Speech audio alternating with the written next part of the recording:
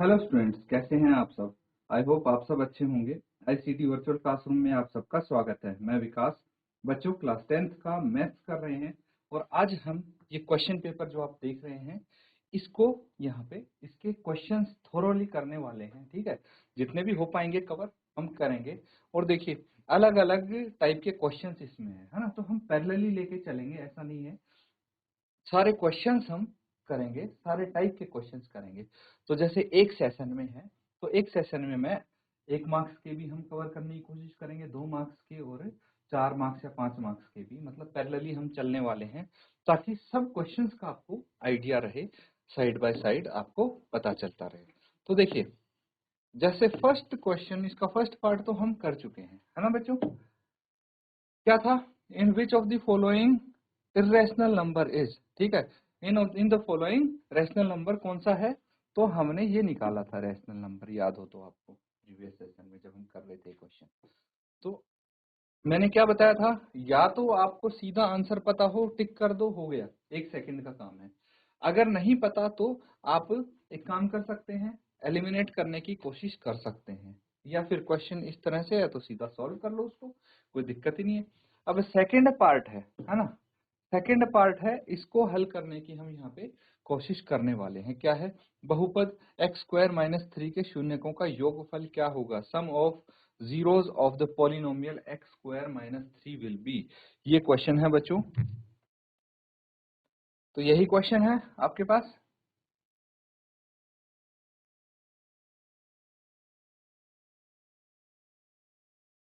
ध्यान से समझेंगे इसको। तो इसमें क्या है, आपको एक x² - 3, ये पॉलिनोमियल दिया है, बहुपद दिया है। पॉलिनोमियल यानी बहुपद, ये तो आई होप आप सबको पता होगा बच्चों।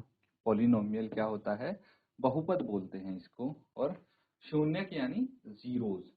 ठीक है, तो आपसे ये पूछा गया है कि इसके शून्यकों का योगफल क्या होगा। तो अगर आपको इसका फॉर्मूला पता है, इजीली आप कर पाएंगे। चलिए एक बार इसको ट्राई करिए और सॉल्व करने की कोशिश करेंगे आप।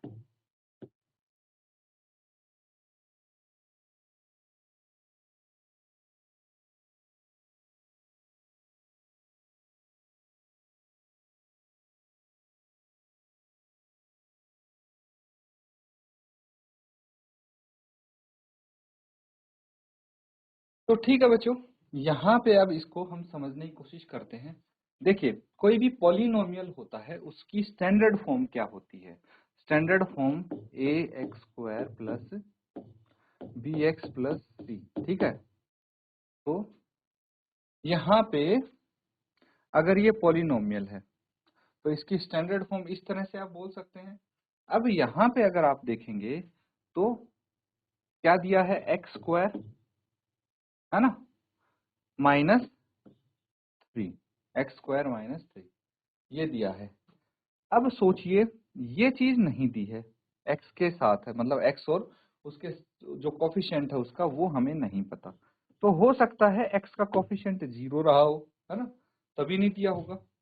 तो यहाँ पे a कितना हो जाएगा, 1, है ना, क्योंकि x² का कोफिशिएंट जैसे a है तो क्या है, यहाँ पे 1 रहा होगा, तभी हमने नहीं लिखा 1।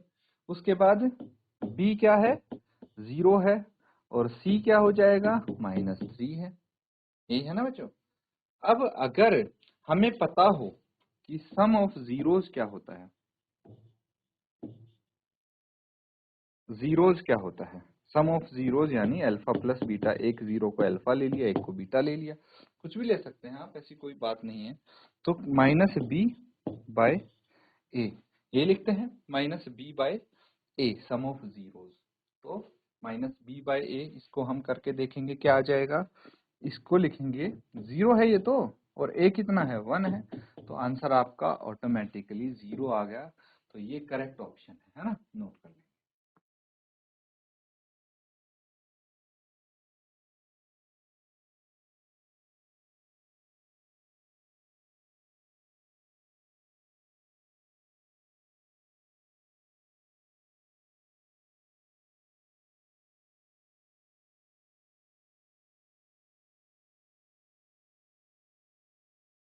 ठीक है बच्चों, अब देखिए एक और क्वेश्चन है, बहुत सिंपल है ये।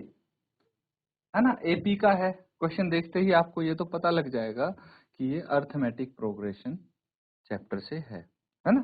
समांतर श्रेणी क्या है? यदि किसी समांतर श्रेणी का nवां पद 3n प्लस 1 है, तो देखिए nवां पद यानी an होता है is equal to 3n plus 1 है, तो इसका 8वां पद क्या होगा? 8वां पद यानी nth टर्म कितनी है? n की वैल्यू यहाँ पे 8 है, तो हमें 8वां पद यानी a8 बताना है। a8 क्या हो जाएगा? 3 इंटू एन की जगह 8 लिख दीजिए, कितना आ जाएगा? 8 3 24 प्लस 1 दैट इज 25। कितना आ जाएगा? a8 25, तो इसका 8वां पद 25 होगा। इतना सिंपल सिंपल क्वेश्चन देखिए कितने अच्छे से आप कर सकते हैं, बहुत आसान क्वेश्चन आ रखे हैं आपके लिए, है ना। तो इसको अच्छे से आप नोट डाउन करेंगे, 1 मार्क्स का बच्चों ये।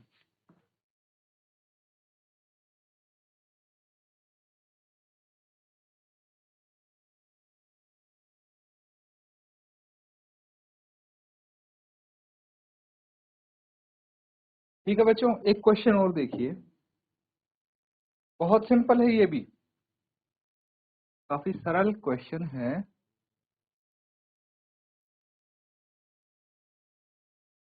ये है, ठीक है। तो यहाँ पे आपको क्या दिया है?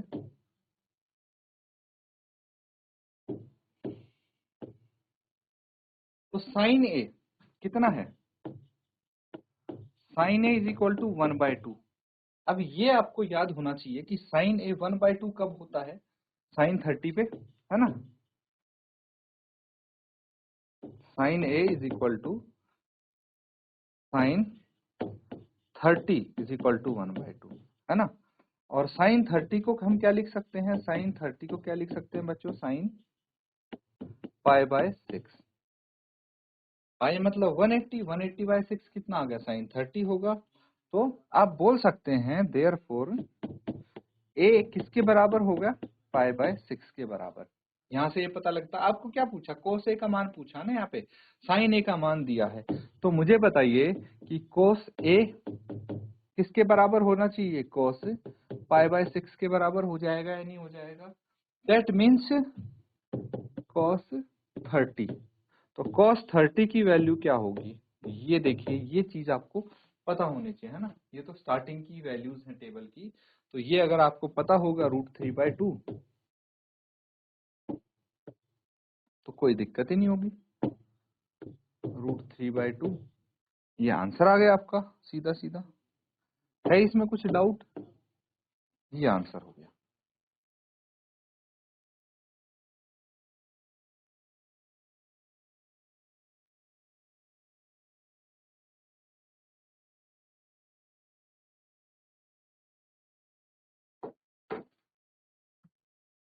ठीक है बच्चों, कोई प्रॉब्लम तो नहीं है इसमें।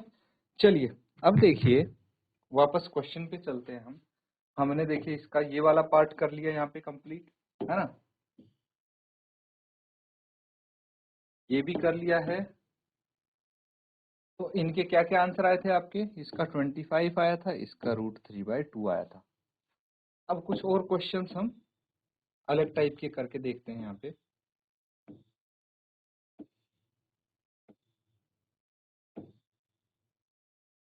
देखिए ट्रिग्नोमेट्री से एक और क्वेश्चन है हमारे पास, ये वाला, है ना। इसको नोट करिए।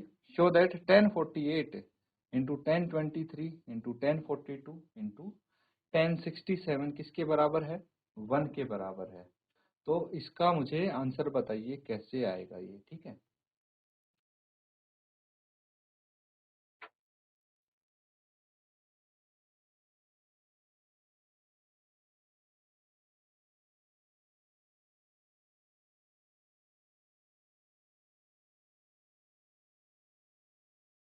बहुत सिंपल क्वेश्चन है बच्चों ये।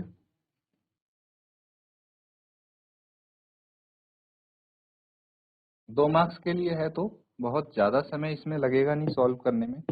बस आपको कुछ बेसिक चीजें पता होनी चाहिए इसके लिए, है ना। कुछ का एक ही बेसिक चीज पता होनी चाहिए। 1048 है ये, 1048 degree, 1023 degree, 1042 degree and tan 67 degree. इसको 1 के बराबर प्रूव करना है। किसके बराबर? 1 के बराबर प्रूव करना है। तो लेफ्ट हैंड साइड हम ले लेंगे और इसमें हम कुछ अरेंजमेंट करते हैं। जैसे tan 48 डिग्री है और tan 42 डिग्री, इनको साथ में लिख लेते हैं। tan 23 degree and tan 67 degree. कुछ आपको इनमें देखने से कुछ पैटर्न नजर आ रहे हैं। फॉर एग्जांपल जैसे 48 प्लस 42 कितना होना चाहिए? 90 हो जाएगा ये, है ना। जैसे 23 प्लस 67 90 हो जाएगा। तो यहां से क्या पता लगता है हमें? हम इसको ऐसे लिख सकते हैं बच्चों, जैसे ये है tan 48 डिग्री, इसको ऐसे ही रहने दो। ये tan 90 माइनस 48 डिग्री क्या हो जाएगा? tan 90 minus 48 degree. अगर 90 में से 48 माइनस करेंगे तो कितना बच जाएगा? सोचिए, 42 बचेगा कि नहीं बचेगा? तो मैंने इस 42 की जगह क्या लिख दिया? 90 माइनस 48। ऐसा क्यों लिखा अभी समझ में आ जाएगा आपको।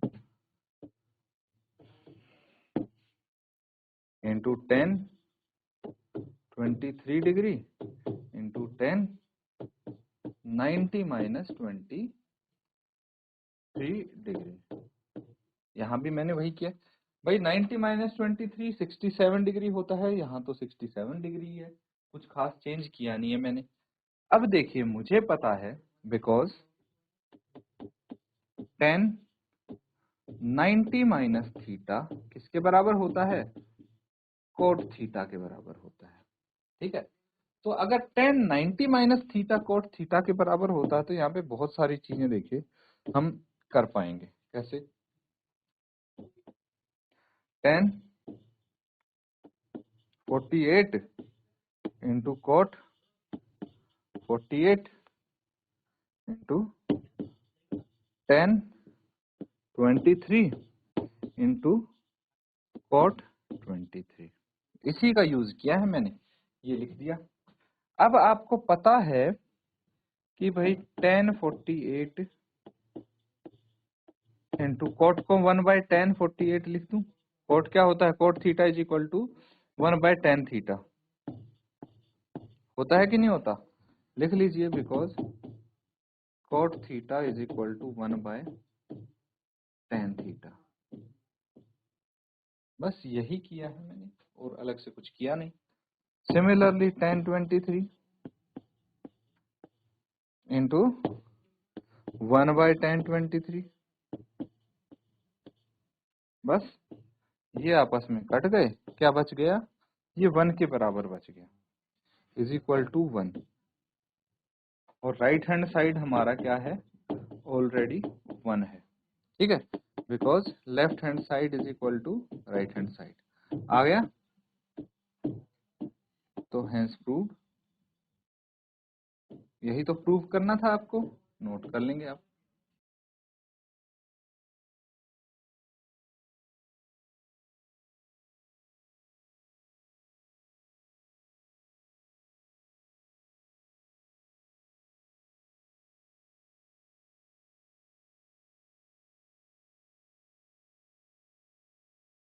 ठीक है बच्चों, आगे देखिए। बहुत सिंपल क्वेश्चन है ये भी, है ना। अब देखिए क्या बोला है। क्वेश्चन ध्यान से पढ़ना है, बहुत आसान है। कोऑर्डिनेट ज्योमेट्री का क्वेश्चन है। बिंदुओं 5 माइनस 6 और -1 -4 को जोड़ने वाले रेखाखंड को y एक्स से किस अनुपात में विभाजित करता है? यानी in what ratio y axis divide the line segment joining point 5 -6 and -1 4।